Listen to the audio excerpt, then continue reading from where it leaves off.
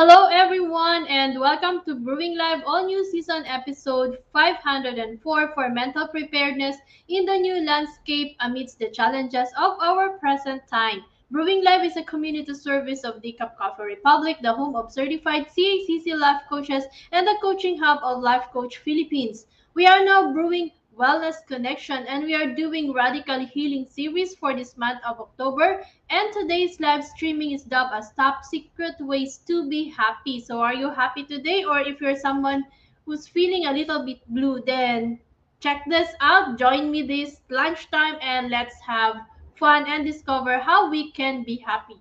This live streaming is in partnership with Life Coach Philippines, and our heart here as Game Changer is to brew mental fitness in your space and help nurture holistic mental health for you and the people that matters most to you. So shout out to our coaching community and to my fellow kindred coaches serving in this corner of the digital space and advancing life coaching ethically and authentically.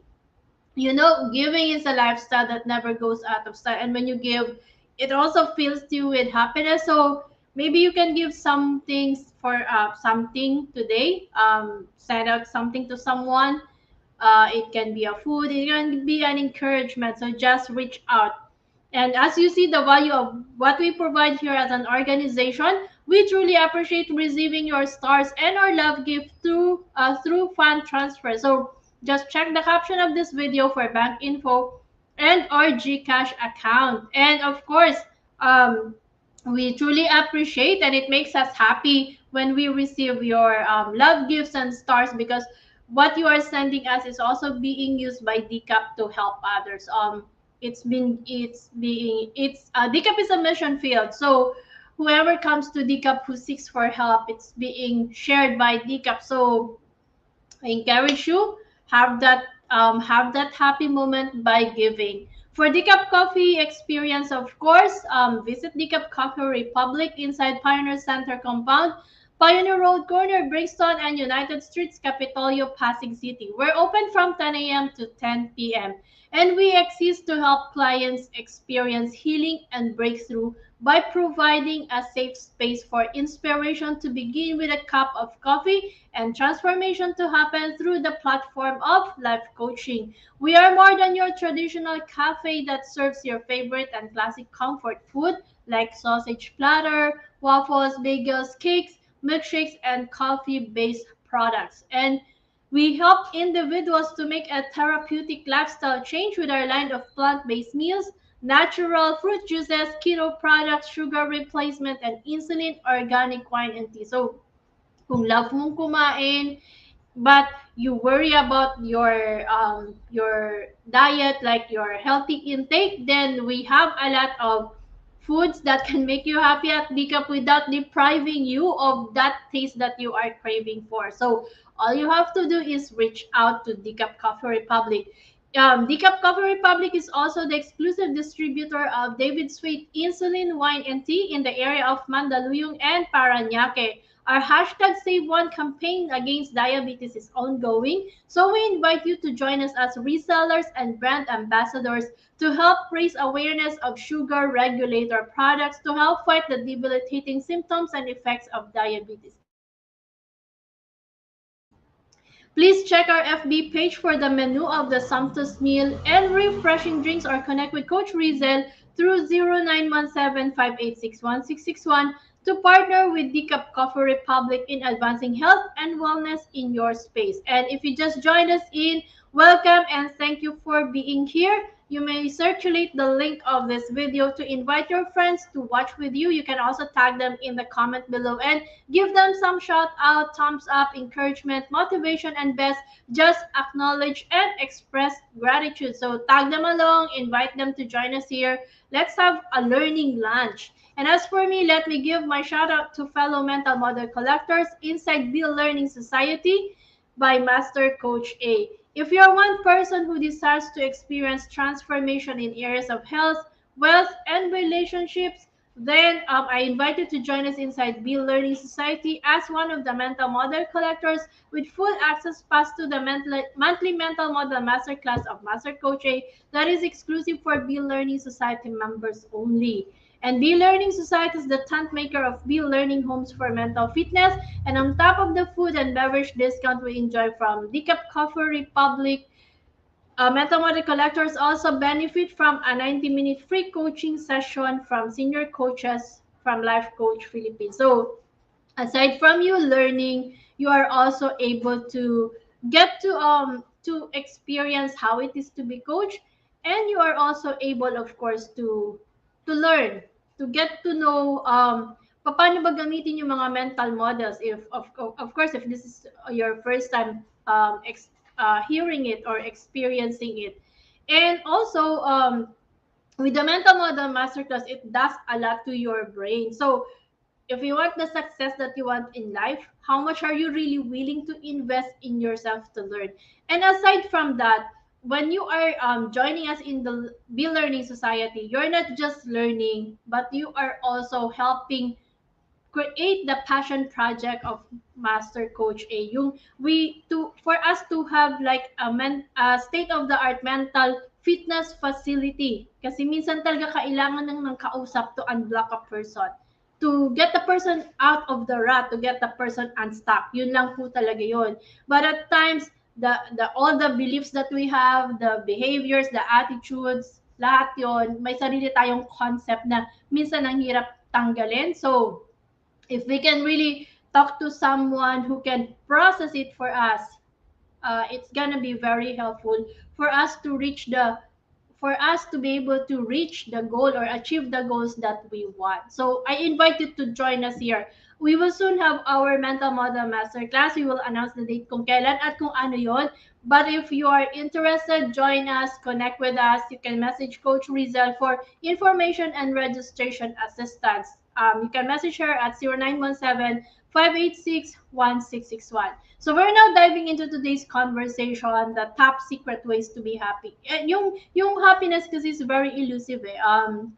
Oftentimes people would always say, I want to be happy. Pero ano po ba talaga yung picture ng happiness? So tag your friends, forward this video link, and invite others to join our conversation on radical healing. And if this is your first time joining me, I am Life Coach Joya. I'm a certified CACC life and mental fitness coach. I'm also a public speaker. I'm a product of Master Coach, a 20 weeks to 6 weeks, a 6-step journey to 6-step public speaking career. And of course, I'm a mental model collector, a master builder apprentice, the founder and creator of a Women's Epiphany coaching community. And I am a relationship coach helping women restore fidelity in themselves to be who they are and what they want to be so they can love and create better relationship with themselves and the people that matters to them. And if you're watching this on replay, comment hashtag replay and send us a message if you wish to connect with any points that resonates with you. And you may also find the YouTube link where you can watch the replay of all the episodes of Brewing Live in the caption of this video. Please do follow and subscribe to the channel so you'll be notified when new learning videos becomes available. And also, I want to invite you to subscribe to Master Coach A's YouTube channel. We have a lot of toolkits. Master Coach A is now on the 46th day of 100 days to toolkit mastery. At madaming toolkits doon that can really help you out on how you can also find that happiness. All we have to do is really take a look, make a self-reflection, and of course, once you're done with the toolkit, you can connect with us so we can process it for you.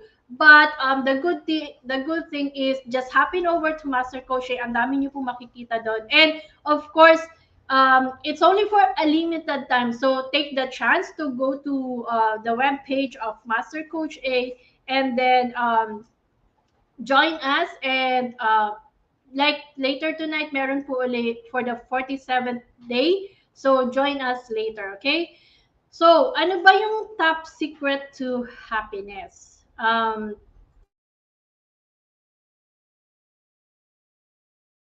Sabi ko nga kanina, all of us wants to be happy. But is it really possible to attain that happiness? Kasi di ba pag happiness ang pinag-usapan, it's only on a certain time. So, ano muna yung mental picture mo of being happy?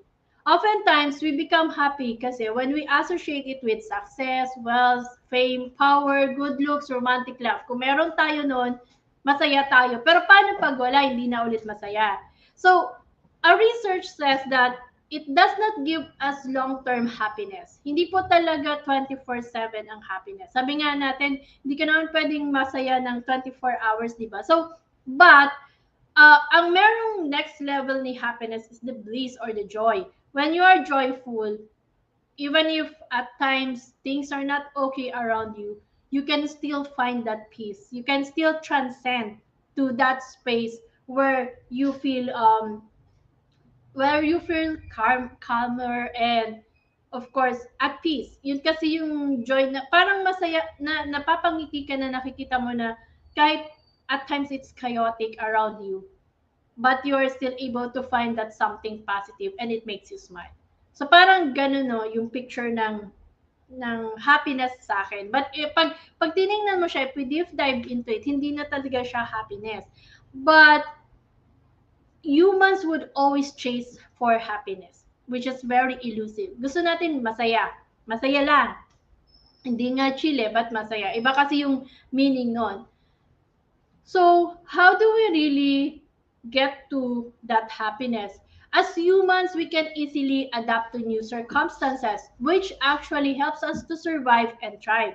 But it also means that those possible things that makes us happier soon can become normal to us. So, halimbawa, eto, masaya ka ngayon. Later on, normal na lang siya sa'yo. So, you go back to the cycle of your old happiness baseline. So, hanapin mo ulit yung baseline kung paano ka maging masaya. There are actually several myths about happiness. Pag titingnan mo yung mga myths na yun, it's really attached to what we have or ano ba talaga yung what people are chasing after. Sabi nila, when you have money, it will make you happy. But the fact is, it's stressful when you're worried about money. So, paano pag wala kang pera, you go to worry. Hindi ka na ulit masaya. In order to be happy, you need enough of it to cover your basic needs, things like food, shelter, and clothing. But once you have enough money to be comfortable, getting more money isn't going to make much of a difference in how happy you are. So, halimbawa, ang gusto mo lang naman I just wanna be able to pay the bills, etc. We have food, we have our shelter, and all. So, okay na. Pero pag nakuha mo naman siya, maghahanap ka ulit, wala ka ulit contentment. So, you will be trying to get more money. Parang it feeds your happiness kung madaming pera. So, that means hindi ka talaga masaya na may pera. If you take a look at it, hindi.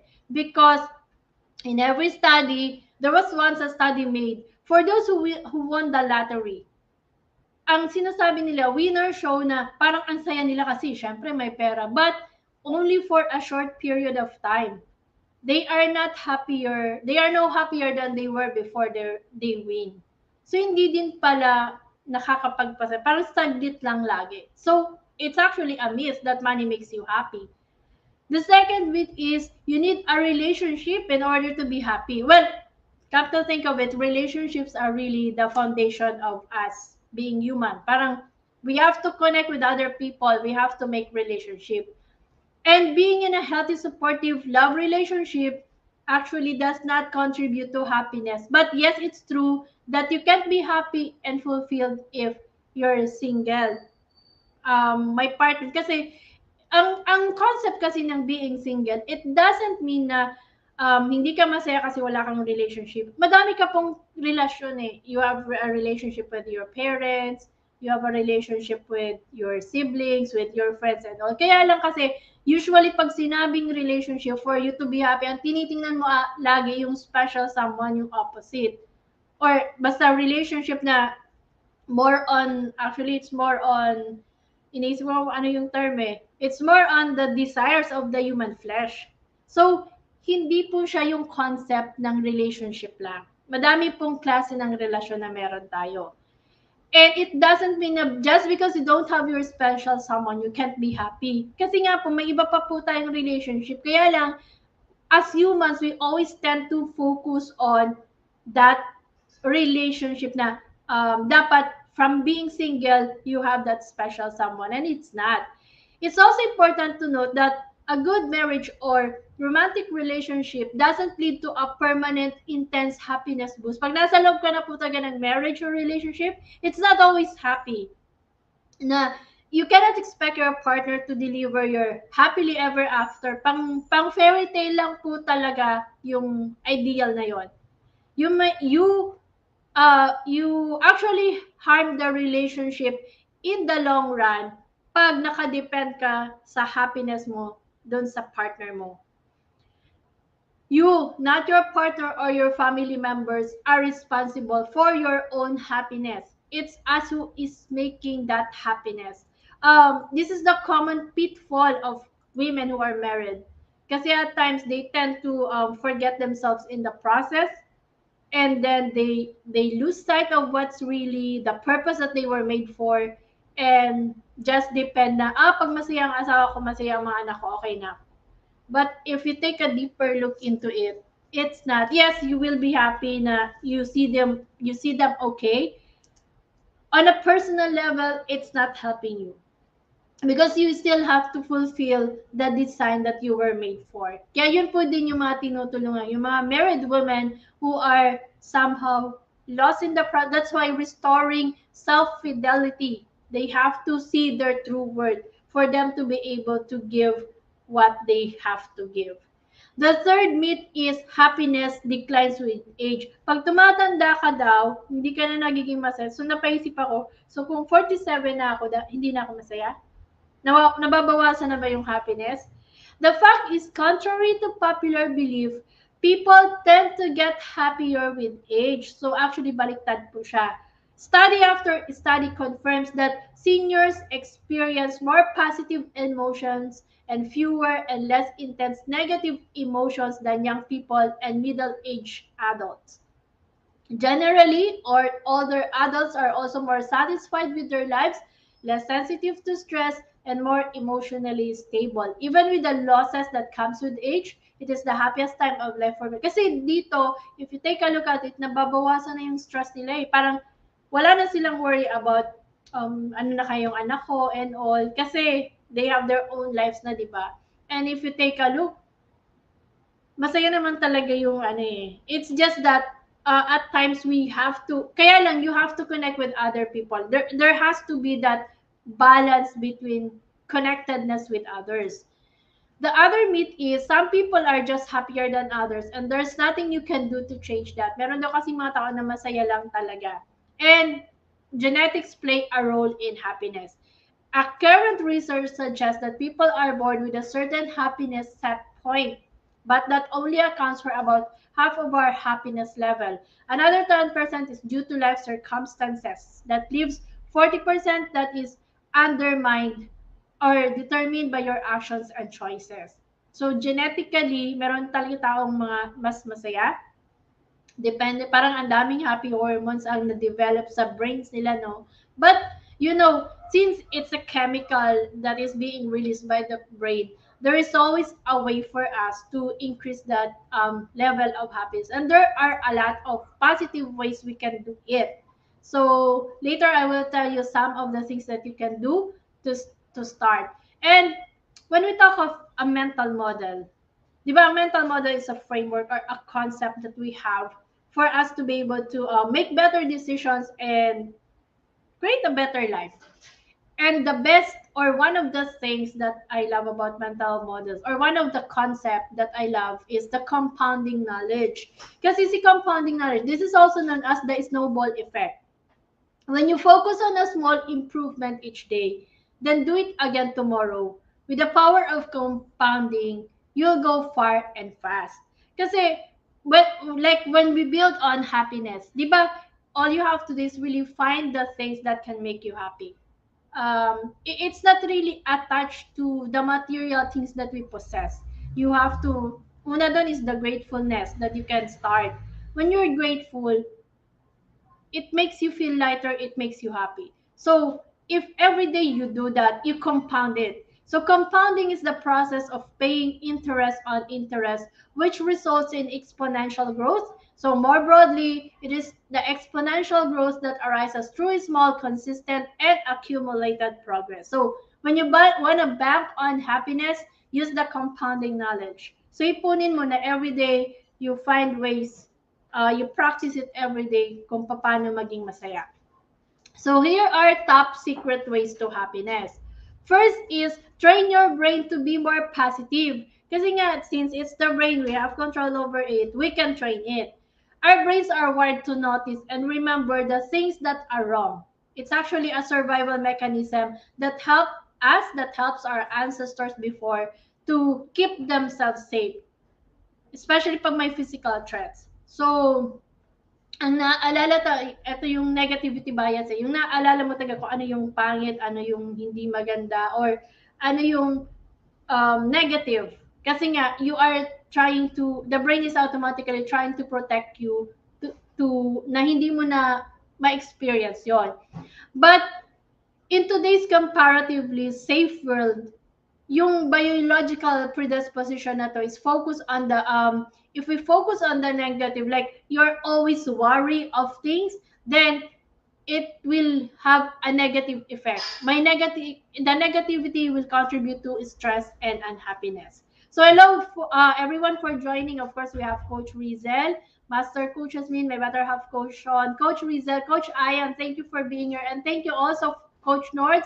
Thank you for tagging friends and inviting them to join us. You can also send this and invite people to watch on replay. So, una, train your brain to be more positive, diba? So, although we can change our nature, we can train our brain to be more positive. It doesn't mean na we have to put on a smiley face or lagi ka lang nakangiti, whistling a happy tune no matter what's going on. Hindi naman po siya ganun, di ba? It's more of hindi mo din kailangang i-ignore ang reality or pretend that things are okay lang around you. Kasi nga, di ba, it comes with awareness and acknowledgement that there are things that are really negative in our area. Pero ang ano lang dun, how to train your brain is to not to dwell on the negative things which can fuel your unhappiness. You have to start noticing, appreciating, and anticipating goodness, which is a very powerful happiness booster. I know it's not easy to do it na madala na you start noticing and appreciating and anticipating kasi tatlo yan eh. Notice, appreciate, and anticipate goodness. When you do that three things, it is a happy booster. So, una, you can start expressing gratitude. You have to teach yourself to be more grateful. Di ba, madami na nga gratitude studies or research na when you really bank on gratefulness, it makes you have like that difference na you are able to become happy. It helps in your overall happiness. It allows you to experience positive emotions and it makes you feel better about yourself and improve your relationship, and it actually strengthens your immune system. And of course, there's also a recent study that when you are expressing gratitude, it makes you smarter about how you spend your money. So part din siya. And also, aside from expressing gratitude, it's about saying a sincere thanks to others. Kasi minsan ito din, grateful ka but you can't even say thank you to other people, then it's not gratefulness. Sabi nga ni Master Coach Ray dun sa The Science of Getting Rich, di ba? When you are grateful, you don't grumble or you don't complain. Kasi when you complain, it negates the power of gratitude. Yung thank you for helping me. Kaya lang sana next time may ganun, 'di ba? So parang binawi mo ulit yung gratefulness na na-feel mo. So you negate the power. So you have to come into the point that you're able to give a sincere thanks to that person.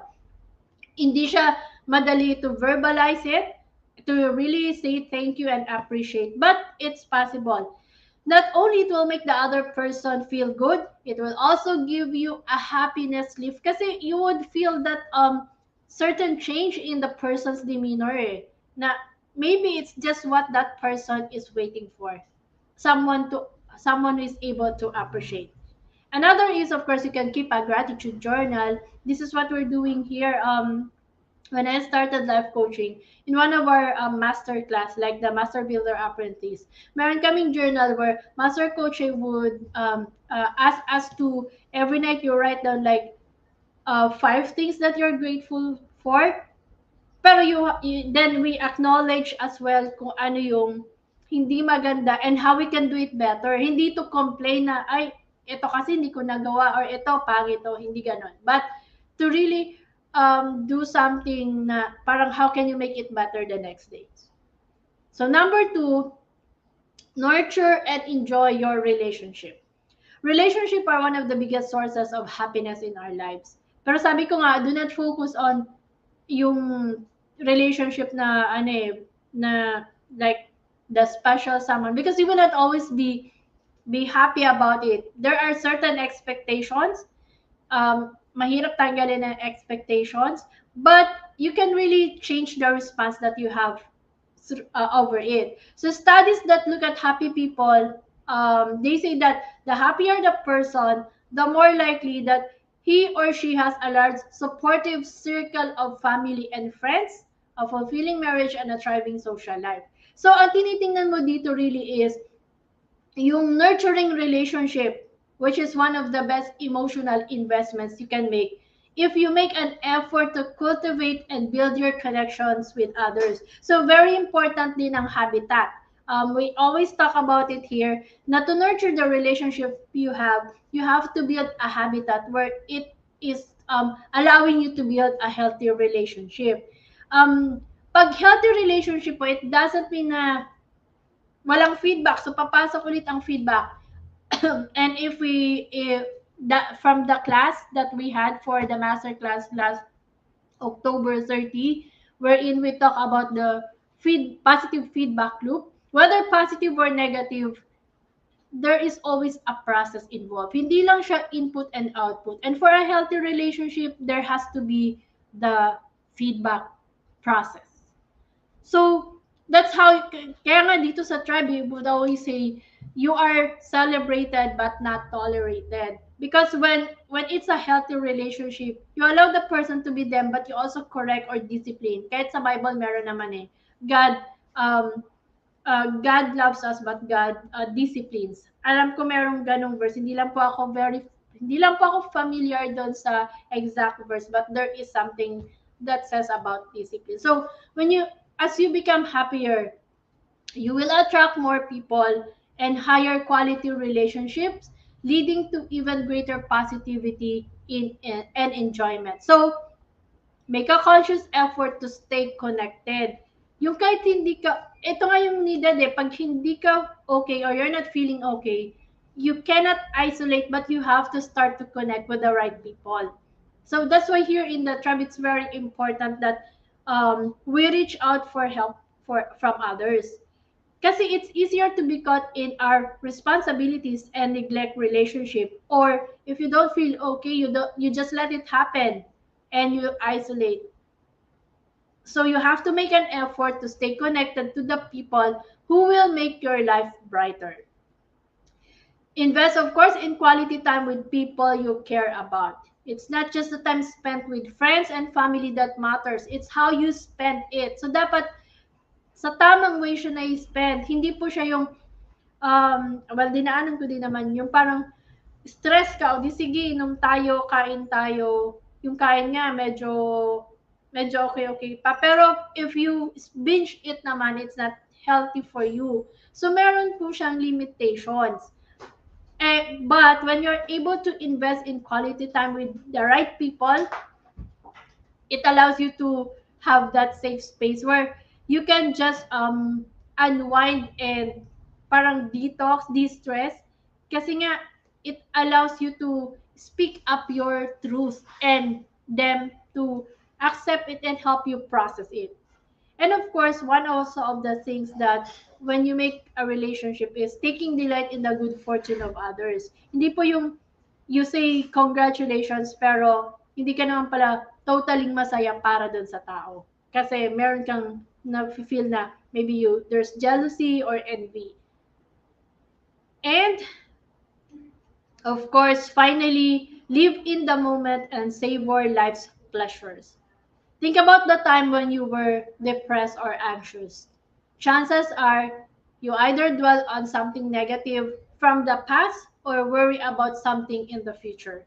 Ang dalawa lang yan eh. Either may naalala ka, na-trigger ka, and you start ruminating, or iniisip mo na ano nang mangyayari sa future, ang dami mo nang naisip, wala ka pang ang ginagawa. And it's very common, di ba? Congratulations daw, pero iba facial expression. Tama, di ba? Congrats, pero iba yung mukha. Totoo naman yun eh. So, dapat genuine yung you really take delight in the other person's good fortune. So, yung sa living in the moment, you have to notice the good things that are happening rather than letting them pass by unappreciated or unobserved. So, how do you start to live more in the moment and savor the good things life has to offer? Of course, you can start with meditating. Meditating means being mindful. It's a technique for learning to live and enjoy the moment. It doesn't necessarily mean that you have to be religious or even spiritual to reap its benefits. It's more of focusing on your breathing, actually seeing mindfulness. Breathe, savor the moment. Kasi minsan nakakalimutan na po natin to pause. We always rush on things because we want to finish things, which which makes us feel so tired and exhausted. And of course, notice and savor small pleasures. When you start being mindful, you begin to notice those small little things.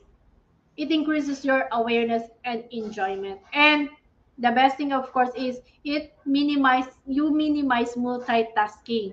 When you start being at the moment, it allows you to have that full attention. So it's impossible for you to do multiple things. Minsan kasi kaya din tayo napapagod, why we feel so exhausted na hindi na tayo nagiging masaya kasi nga pagod na tayo. It's actually mental exhaustion, hindi physical exhaustion. So you can it's simple. For example, you're eating a delicious meal, then focus on what you are eating. Enjoy so gamitin mo yung five senses, the sense of taste, the sense of smell, the sense of hearing, the sense of touch. Yun, gamitin mo yung senses na yun. Focus on one thing at a time in order to truly maximize your enjoyment. Because at the end of the day, happiness is a choice. It is a decision you have to make. At ikaw lang po ang may control doon, not other people. So that's the top 3 things you can do to start being happy. So thank you so much, everyone, for joining me today and supporting the advancement of mental fitness.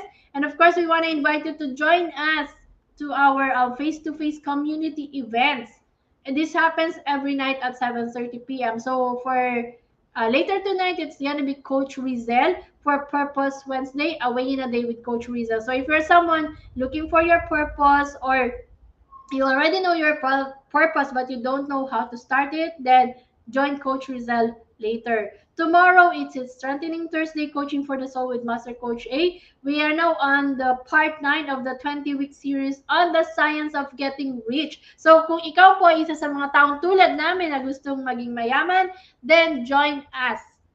Sasabihin nyo, di ba money doesn't make you happy? Of course it doesn't. But what we can do with money, how we can help a lot of people can make us happy. So if you're one of those people, join us tomorrow on floor. Iba po kasi yung dynamics pag nasa floor. So I want to invite you, join us at 7:30 p.m. tonight. Let's have a conversation face to face, and join Master Coach as she gives us the part 9 of the science of getting rich.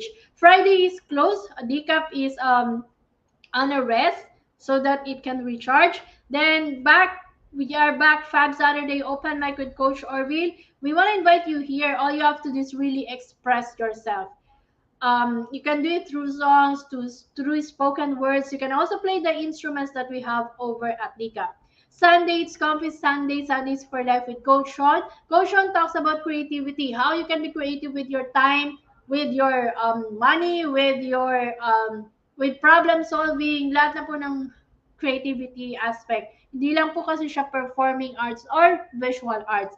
And Nurturing Monday, walk along with Coach Teen. So that's me. Here I talk about a relationship, but it starts with relationship with yourself. How can you create a better relationship with yourself? How you see yourself, how you value yourself, so that you can also be able to do it for others. Minsan kasi, kaya minsan hindi din tayo masaya sa relasyon because we tend to depend our happiness on other people. So, asa na yung happiness na ikaw lang? So, I teach you that from self-confidence to how you communicate with other people, to forgiveness, to ano ba yung mga dapat mong gawin for you to be able to have a better view of yourself muna so you can create better relationship with others. So join me every Monday at 7:30. And on Tuesday, it's Master Coach Jasmine Groove Tuesday. It's all about habits with Master Coach Jasmine. Here, Master Coach teaches you about how you can really start creating good habits. Mas mahirap po kasi yung tanggalin natin yung mga old habits, or old habits are hard to break. So let's start with new ones that can really propel us to move forward. So that's the community nights that we have. Join us over every night at 7:30 p.m. except on Fridays. And if you're interested to become a professional service provider, either as a life coach or mental health coach like us, connect with Coach Rezzhel through 0917-586-1661 to know more about the Coactively Co-Create Life Certification Program by Master Coach A. We are now accepting application for mental health certification and internship program with limited slots, so make sure you make the reservation with Coach Rezzhel. So join us back tomorrow, same time and same digital space, for episode 505, 5 Habits of Building a Healthy Relationship with Yourself by Master Coach Jasmine. I'm Life Coach Joya, mentally fit to serve in behalf of Life Coach Philippines. This is us in the Philippines. Love, bam, boom. See you tomorrow. As a business owner, are you overwhelmed by the need to post beautiful, engaging content every single day? Are you left wondering what to write? Tired of scrolling through stock photos that all start to look the same? Confused by complicated graphic design programs? Rise Up Creatives is here to help. Each month, we give you everything you need to create 31 days of social media content in just 5 minutes a day. Customizable captions, curated lifestyle photos, a drag-and-drop graphic design tool, and the ability to post directly to your social media accounts. No one else empowers you with these 4 resources all in one place.